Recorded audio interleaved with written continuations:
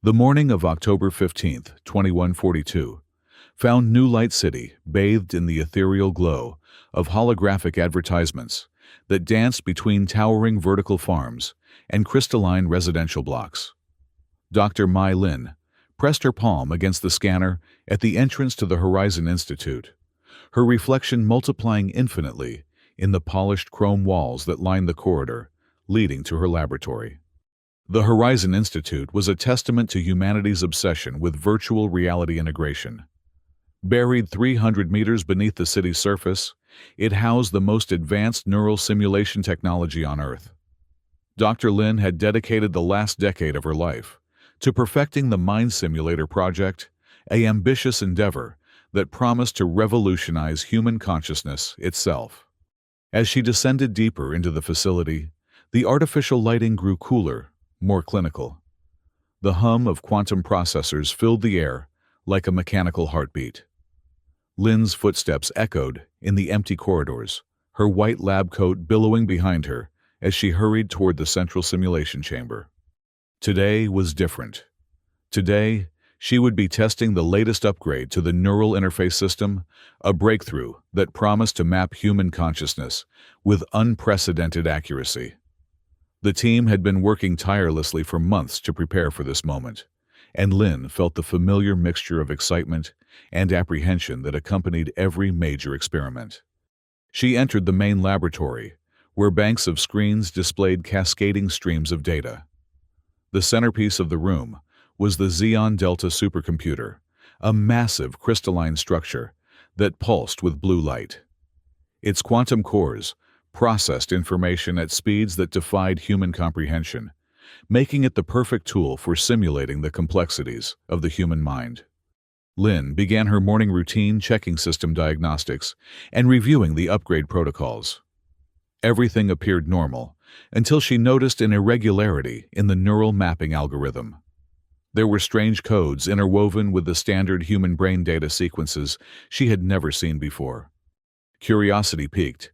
She isolated the anomalous code and began to analyze it.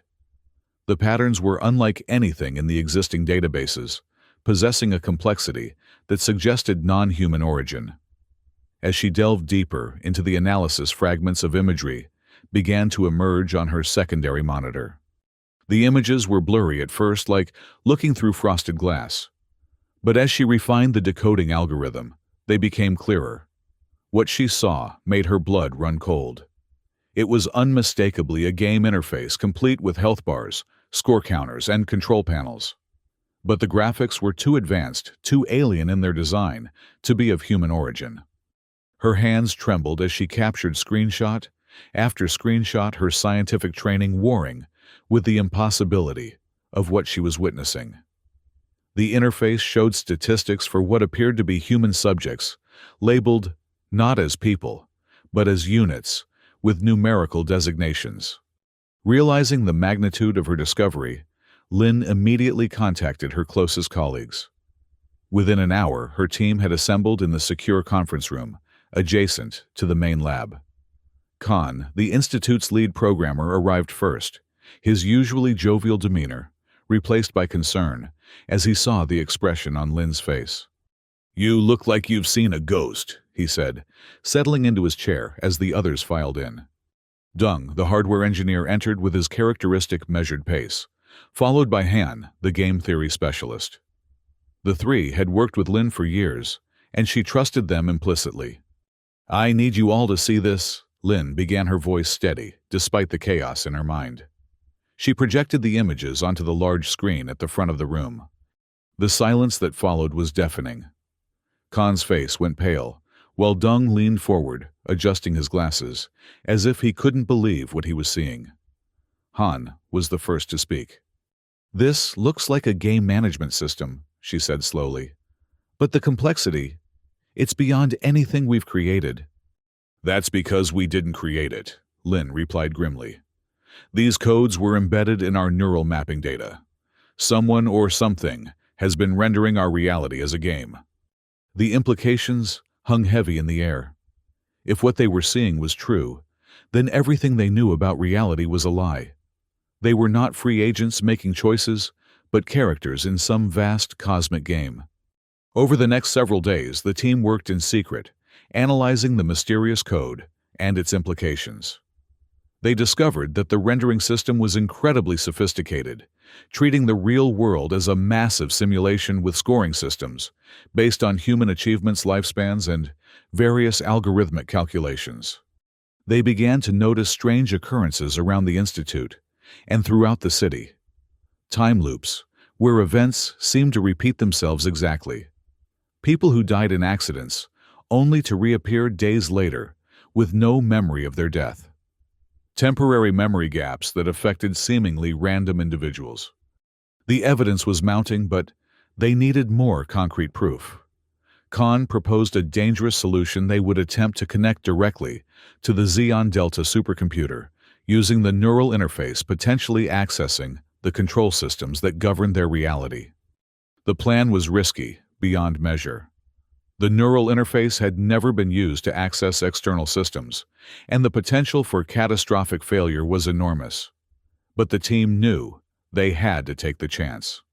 On the night of October 28th, they initiated the connection procedure. Lynn volunteered to be the primary interface subject with the others, monitoring her vital signs and the data stream. As the neural connections engaged, she felt her consciousness expanding beyond the confines of her physical form. The experience was indescribable. She found herself floating in a vast digital space, surrounded by streams of data that represented every aspect of human existence. She could see the mechanisms that governed reality, the algorithms that determined fate, and chance, the invisible hands that occasionally adjusted the rules of physics when the game masters deemed it necessary. Then she saw them, the players, alien beings whose forms defied description, manipulating human lives like pieces on a chessboard. They existed in a dimension adjacent to Earth's reality, observing and occasionally intervening for their entertainment or experimentation. But as Lynn delved deeper into the system, alarms began to sound throughout the Horizon Institute. The Xeon Delta's security protocols had detected the intrusion, and the supercomputer began to fight back. Firewalls activated, trace programs launched, and the very architecture of the simulation began to turn against her. The neural connection became unstable. Warning lights flashed throughout the laboratory as Dung shouted readings from the monitoring equipment. Lynn's life signs fluctuated wildly as the supercomputer attempted to sever the link by any means necessary. In that critical moment, Lynn faced an impossible choice. She could maintain the connection and risk having her memories overwritten by the system's security protocols, or she could initiate an emergency disconnect, losing much of the evidence they had gathered, but preserving her consciousness. She chose to resist. Drawing on every ounce of willpower, she fought against the system's attempts to erase her mind. She felt pieces of her memory fragmenting her sense of self, beginning to dissolve. But she held on long enough to transmit the crucial data to the external storage systems Khan had prepared. With her consciousness fraying at the edges, Lynn finally reached for the emergency disconnect. The world exploded in white light, and then darkness claimed her. She awoke 3 days later in the Institute's medical bay, her mind feeling like it had been shattered and hastily reassembled. Khan Dung and Han surrounded her bed, relief evident on their faces. "Did we get it?" she asked weakly. Khan nodded, holding up a data storage device. "Everything you transmitted. The proof is all here." But their moment of victory was short-lived. The Institute's security forces were already moving to contain the situation. The team had perhaps hours before they would be apprehended and the evidence destroyed. Working quickly, they copied the data to multiple storage devices and prepared for escape. As alarms echoed through the corridors of Horizon, they made their way to the emergency exits, carrying with them the most significant discovery in human history. The data release that followed sent shockwaves around the globe. Within hours of the initial publication, every major news network was covering the story. The evidence was overwhelming. Humanity was living within an elaborate simulation, controlled by beings from another dimension, who treated Earth as their personal gaming environment. The revelation sparked worldwide chaos. Some religious groups declared it the fulfillment of prophecy, while others denounced it as blasphemy. Scientists scrambled to verify the findings, while governments struggled to maintain order in the face of existential crisis. Dr. Lin became the face of the revelation, publishing her research and appearing before the United Nations to present the evidence. She called for unity among humans, arguing that their shared status as characters in an alien game gave them a common cause. "We may be players in someone else's game," she declared before the assembled delegates, "but that doesn't make our lives any less meaningful. We must work together to understand our captors and find a way to communicate with them.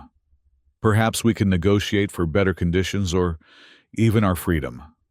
The research continued with teams around the world working to decode more of the alien programming. They discovered that the game had multiple levels, with Earth being just one environment among many. The beings controlling the simulation appeared to belong to a species they designated Beta X entities of immense technological sophistication, who viewed the cultivation of sentient species as both entertainment and experiment. As the months passed, strange new phenomena began appearing around the world. Glitches in the simulation became more frequent, as if the revelation of its existence was causing instabilities in the system.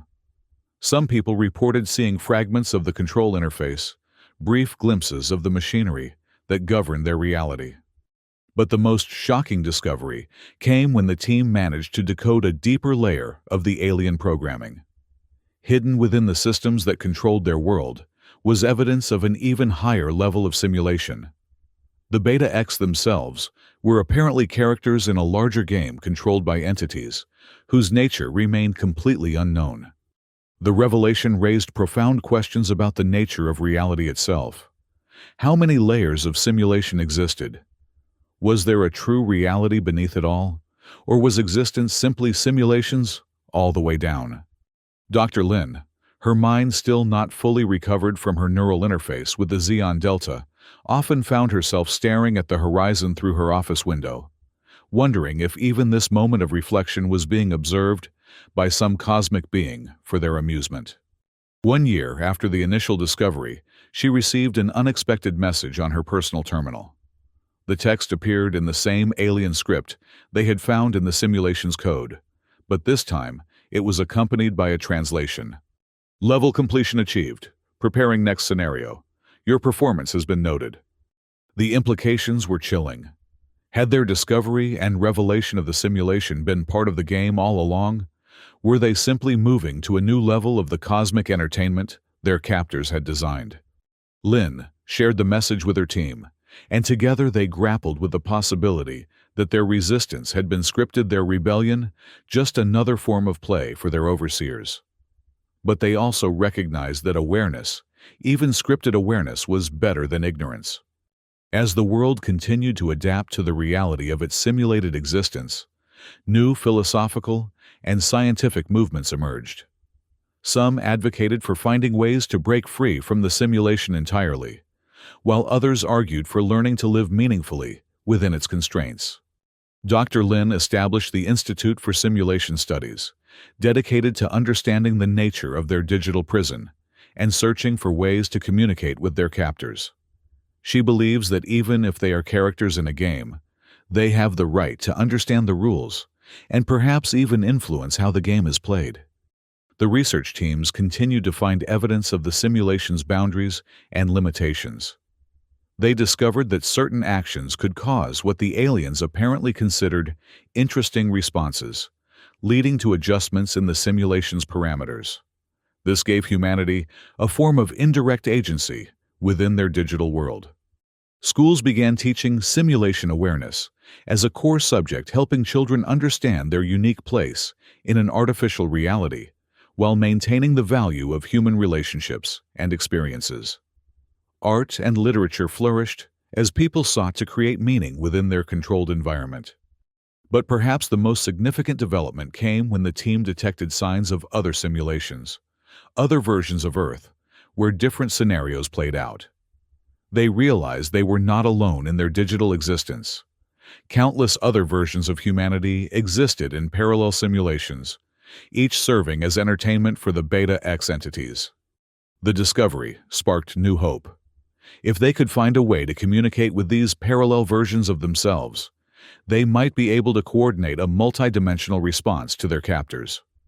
Dr. Lin began working on theories of trans-simulation communication, hoping to build a network of awareness across the various versions of Earth. As she worked late into the night, surrounded by equations and alien code fragments, Lin often reflected on how her life had changed since that fateful morning when she first noticed the strange patterns in the neural mapping data. She had lost pieces of herself in the struggle to reveal the truth, but she had gained something as well, a clearer understanding of what it meant to be human, even in an artificial world. The timer in the corner of her screen showed 3:47 a.m. In 5 hours, she would present her latest findings to the Global Simulation Council, the international body established to coordinate humanity's response to their situation. She had evidence that suggested the Beta X were preparing for a major shift in the simulation, possibly moving to what they termed Scenario Omega. Whatever that meant, she was determined that humanity would face it, with eyes wide open, united in their shared existence as characters in a cosmic game, who refused to simply accept their roles without question. The game might continue, but the players had learned to think for themselves, and that Lin believed was perhaps the most human response of all. The artificial dawn of New Light City was beginning to illuminate the holographic sky as Dr. Lin saved her work and prepared for another day of fighting for truth in a world that was both less and more real than anyone had ever imagined. The simulation continued its relentless processing of human experience, but now its subjects knew they were being watched. And in that knowledge, they had found a new form of freedom, even within the constraints of their digital prison.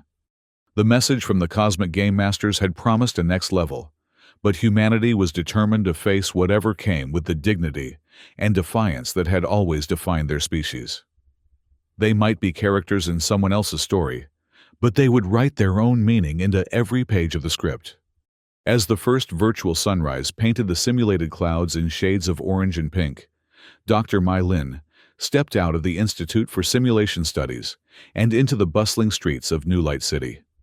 Around her, 8 billion human characters continued their programmed lives, but now with the knowledge that they were something more than mere code. They were conscious beings demanding recognition and respect from the cosmos itself. The game was far from over, but the players had finally learned the rules. And in a universe where reality itself might be just another layer of simulation, that knowledge was the closest thing to victory they could hope to achieve.